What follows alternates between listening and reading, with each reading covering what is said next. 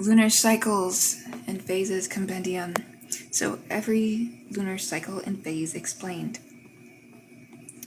Astrologically with examples and visuals, it's a practical compendium of the synodic, sidereal, draconic, and anomalistic months. The 8 classical phases, lunar nodes, void of course, eclipses, returns, and the moon's role in signs, houses, and timing techniques. Illustrated reference for students and practitioners with peace and love. I want to shout out my AI agent, Report Labs, for helping craft this PDF. And those that are subscribed, liking, commenting, sharing my videos around, and getting me more subscribers, more views with peace and love. I appreciate every single one of you. So the moon as astrological principle, 4 fundamental lunar months, synodic cycle and the 8 phases, phase by phase interpretations and examples, sidereal, draconic, and anomalistic cycles, lunar nodes and the nodal axes, eclipses, solar and lunar, void of course moon or VOC, moon through the signs and houses, lunar returns and progressed moon, practical timing guidelines, and appendix quick reference tables. So we have a lot to go over. Let's jump right into it. So the moon as astrological principle. Well, in astrology, the moon represents the receptive, fluctuating, and embodied dimension of experience, so instinct, memory, habit, emotional weather, and the need for security and belonging. Where the sun describes conscious purpose and vitality, the moon describes the automatic responses and the inner climate that color every day. Because the moon moves roughly 13 degrees per day and changes sign every 2 to 2.5 days, it is the primary short-term timer in both natal and horary work. The moon's light is reflected sunlight. Symbolically, it mediates between the solar principle and the earthly realm. Its phases therefore describe a continuous cycle of reception, growth, culmination, release, and renewal, a pattern that can be applied to projects, relationships, emotional processes, and collective moods. So here we see 4 fundamental lunar months. Astronomy distinguishes several distinct lunar periods, each has a corresponding use in astrology. The 4 classical lunar months and the primary applications. So you look at the cycle, you see synodic. We're also looking at the length, which for synodic is 29.53 days. The definition for synodic is new moon to new moon. And astrological use be phases, lunaceous, and electional for synodic. Then we see sidereal, 27.32 days, return to same star degree, moon through signs, fixed stars. Draconic, 27.21 days, node to same node, eclipses, nodal returns, karma. And then we see anomalistic, 27.55 days, perigee, supermoons, and intensity peaks. So the synodic month governs the familiar phase sequence and is the basis of most popular lunar calendars. The sidereal month measures the moon's motion against the fixed stars and therefore against the zodiac of signs. The draconic month is the key to eclipse seasons. The anomalistic month tracks distance from Earth and underlies the supermoon, micromoon distinction.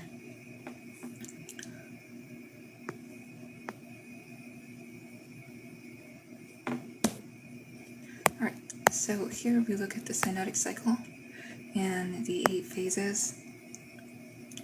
We notice that a synodic cycle begins with the new moon, which is a conjunction of the sun and moon, and it ends at the next new moon. Now within that span, the moon passes through 8 classical phases, each lasting roughly 3 to 4 days. Phases are defined by the angular separation, elongation between the sun and moon. So these are the 8 classical lunar phases in sequence. We see first we have the new moon, then we have wax crescent, first quarter, waxing gibbous, full, waning gibbous, last quarter moon, and the waning crescent.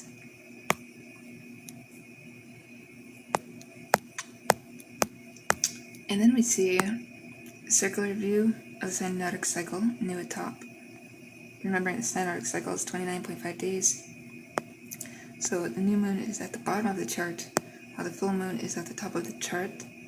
We notice that the waxing crescent is on our right side of the chart, as well as the first quarter and waxing gibbous. And on the left side of this chart, we see the waning gibbous, last quarter, and waning crescent. So here is phase names, solar, lunar, elongation, and chord themes. We're looking at the phase, elongation, approx days, and a key theme. So we notice the new moon, elongation is 0 degrees, approximate day 0 to 3.5 days. In its seed intention quiet start, we notice waxing crescent is 45 degrees, adding subtracting for elongation. 3.5 through 7 days, emergence, first action. First quarter, 90 degrees, elongation, 7 to 11 days, decision, crisis of action. Waxing gibbous, 135 degrees, adding subtracting.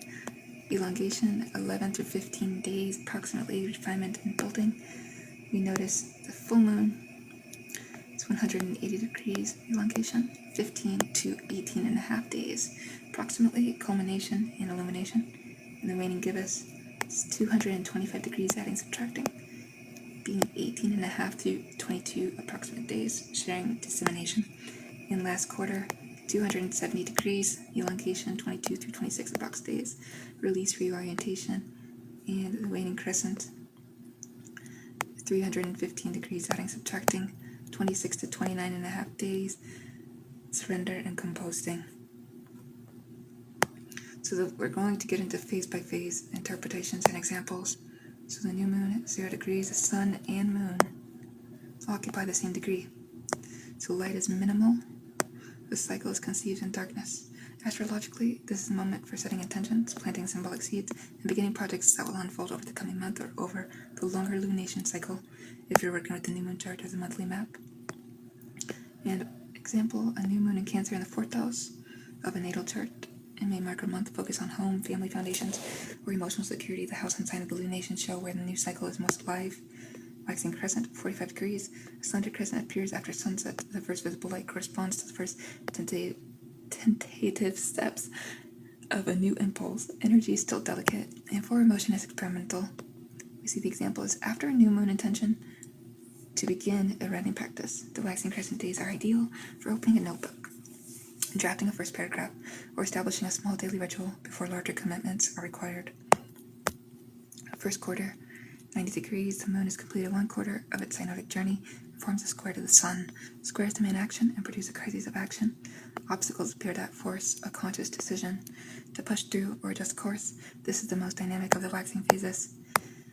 And the example here is a project begun at the new moon encounters its first real resistance or scheduling conflict at the first quarter. Quality of the response, perseverance, revision, or abandonment shapes the rest of the cycle. Waxing gibbous, 135 degrees, more than half the disk is illuminated. The work of building and refining continues. Details matter. The phase supports analysis, adjustment, and steady accumulation of effort. Full moon, 180 degrees. So sun and moon are opposite. Maximum light, the seed of the new moon, is now fully visible. Emotionally and symbolically, this is a culmination, a moment of clarity, revelation, or confrontation. Relationships and polarities are highlighted. The full moon often brings events or realizations that complete or dramatically illuminate the theme set at the new moon. A new moon intention around career visibility may culminate at the full moon with a public presentation, a performance review, or an unexpected offer. The fruit of the cycle becomes visible to self and others. Waning gibbous, 225 degrees, light begins to decrease. The emphasis shifts from personal achievement to sharing, teaching, or distributing what has been realized. Gratitude and dissemination are natural keynotes. And at last, third quarter, 270 degrees. So another square, this time in the waning half of the cycle. The crisis of consciousness asks for release of what is no longer needed. Old habits, completed projects, or outgrown identities can be consciously dismantled. Reorientation toward the coming new moon begins. At the last quarter, one might clear files and a temporary collaboration or revise a plan that has served its purpose, making space for the next cynotic seed. Waning crescent, balsamic, 315 degrees, the final slender crescent before the new moon. Energy turns inward. This is a period of rest, composting, dream incubation, and surrender. For many traditions, it is the most contemplative and least suitable phase for launching major external initiatives. Completing a journal review of the past month, resting, or performing a simple release ritual are appropriate balsamic activities. The psyche is preparing the soil for the next new moon.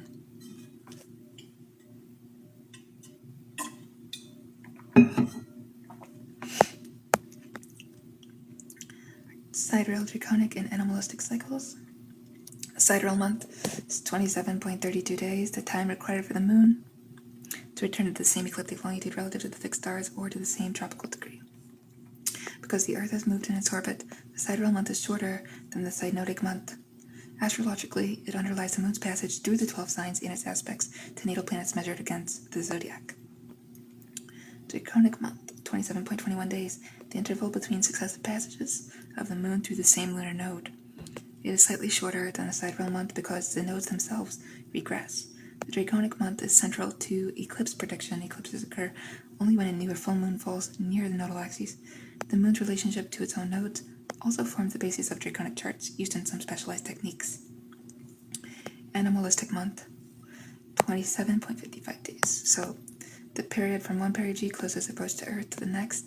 When a full or new moon coincides with the perigee, the result is a supermoon, slightly larger and brighter in the sky and, in astrological lore, emotionally more intense. Apogee, farthest point, produces micromoons. The animalistic cycle is also the astronomical foundation of the back moon lowest point, lunar apogee.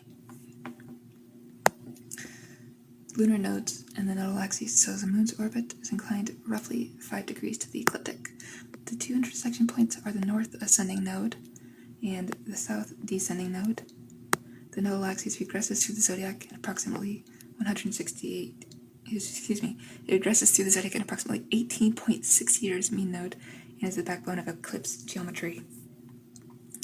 Schematic of the lunar nodes on the ecliptic. We see the ecliptic is going to be all the way at our left, while the descending is close on the right with the south node, and the moon's path is going right. We see the north node on the left ascending because it's going up with that south node going down.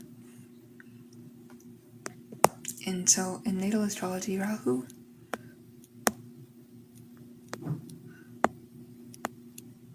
Ketu.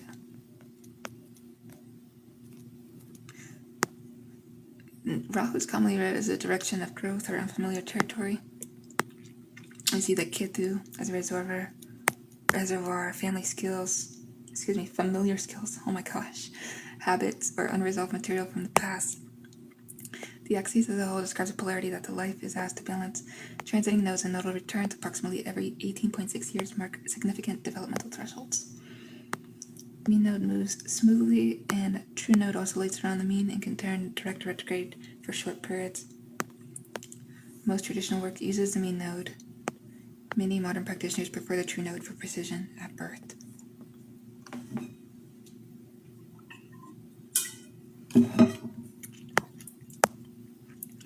Alright, eclipses, solar and lunar. Eclipses occur when a new moon, solar eclipse, or a full moon, lunar eclipse falls close to the nodal axis, generally within about 15 to 18 degrees of a node. Solar eclipses are new moons that occult the sun. Lunar eclipses are full moons that pass through Earth's shadow.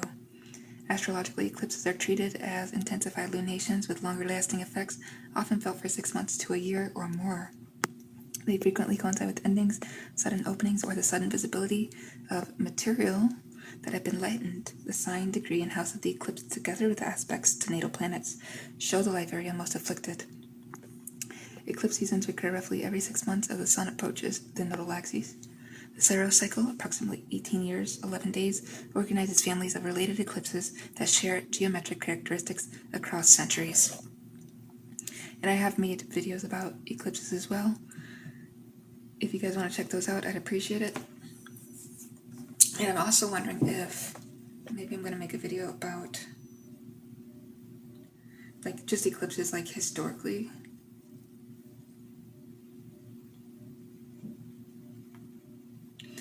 Seen in global event charts, so that's going to be its own video. Alright, so void of course moon, or the moon is said to be VOC from the moment it makes its last major aspect, conjunction, opposition, square, trine, or sextile to another planet until it enters the next sign. During this interval, the moon is symbolically without a course. No further Ptolemaic aspect will perfect before the sign change. Traditional electional and orrery practice treats VOC periods as unfavorable for initiating important new actions that require a clear outcome. Routine or contemplative activities are generally considered safer. VOC periods can last from a few minutes to more than 2 days, depending on the speed of the moon and the positions of the planets. If the moon in late Scorpio squares Mars, and then makes no further major aspect before entering Sagittarius, the VOC window begins at the square and ends at the ingress. Signing a contract during that window would traditionally be avoided. Right. Moon through the signs and houses. And I also think I should make a video about every void of course moon too.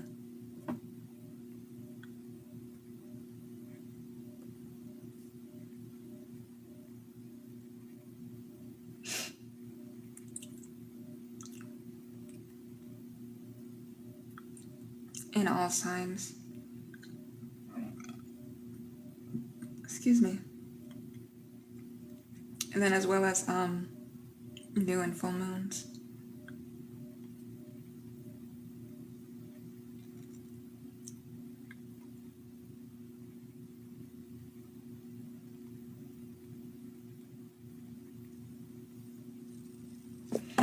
Okay, so this is the brief lunar keynotes by sign. We see the moon spends approximately 2 1/4 to 2.5 days, so 2.5 to 2 1/4. Yeah, these days in each sign. The sign describes the style of emotional expression and the instinctive needs that are foregrounded, and the house shows the life area where those needs seek satisfaction. So we look at the signs, element, mode. In lunar keynote, you notice that Aries is fire cardinal with immediate action, independence, pioneering mood. Taurus, earth, fixed, stability, sensory comfort, slow, steady pace. Gemini, air, mutable, curiosity, conversation, mental restlessness. Cancer, water, cardinal, nurturing, home, emotional protection, domicile. Leo, fire, fixed, warmth, creativity, need for recognition. Virgo, earth, mutable, order, service, practical, discrimination. Libra, air, cardinal, harmony, partnership, aesthetic balance. Scorpio, water, fixed, intensity, depth, emotional honesty, traditional fall. Sagittarius, fire, mutable, expansion, meaning restless, seeking. Capricorn, earth, cardinal, structure, responsibility, reserve, feeling, detriment. Aquarius, air, fixed, attachment, group mind, unconventional needs. Pisces, water, mutable, with empathy, dissolution of boundaries, and imagination. And also, really quick, forgot to say that moon in Taurus is exalted. So, house placement personalizes the expression. We see moon in the 10th seeks emotional security through vocation or public role. Moon in the 7th through partnership. Moon in the 12th through solitude, service, or the unconscious. Transiting moon through the houses of a natal chart provides a rapid daily weather map of shifting focus. Lunar returns and progress moon. So lunar return monthly. A lunar return chart is cast for the moment the transiting moon returns to its exact natal longitude. It functions as a personal monthly map, highlighting the houses and aspects that will color the coming 27-28 days. Many practitioners also examine the phase of the return moon and its relationship to the natal sun. Secondary progressed moon, we'll say it's an SPM. So in secondary progressions, 1 day after birth equals 1 year of life. The progressed moon therefore moves roughly 1 degree per month and changes sign approximately every 2 to 2.5 years. Its sign, house, and aspects describe an unfolding emotional climate and developmental focus that lasts far longer than any transiting lunation. Progressed new and full moons are especially significant life phase markers. Progressed moon entering the 4th house and later forming a progressed full moon to the natal sun may coincide with a multi-year period of focus on home, family roots, or inner foundation building, culminating in a clearer sense of personal identity. And we see practical timing guidelines, beginnings and launchings. Prefer the waxing half of the cycle, especially new moon to first quarter when the intention is grow something outward. Completions, releases, clear-outs. Prefer the waning half, especially last quarter to balsamic. Public visibility or emotional culmination. Full moon periods, a few days either side. Avoid major new commitments during VOC intervals if a clear, lasting outcome is required. Eclipse windows treat as high-potency periods. Outcomes may be sudden or longer lasting than ordinary lunations. Allow extra time for integration and personalize. Always weigh the lunation's aspect to the natal chart. A full moon on the natal midheaven carries differently from a full moon in a Caden house with no close contacts. And here is a quick appendix, quick reference tables. So lunar cycles, these are the lengths at a glance. So for example, synodic month, phases and lunations, sidereal month, sign transit fixed stars, draconic month, nodes and eclipses, animalistic month, perigee, apogee, supermoon, nodal period, regression, nodal return, eclipse seasons, cycle, related eclipse families. So these are mean lengths of principal lunar cycles.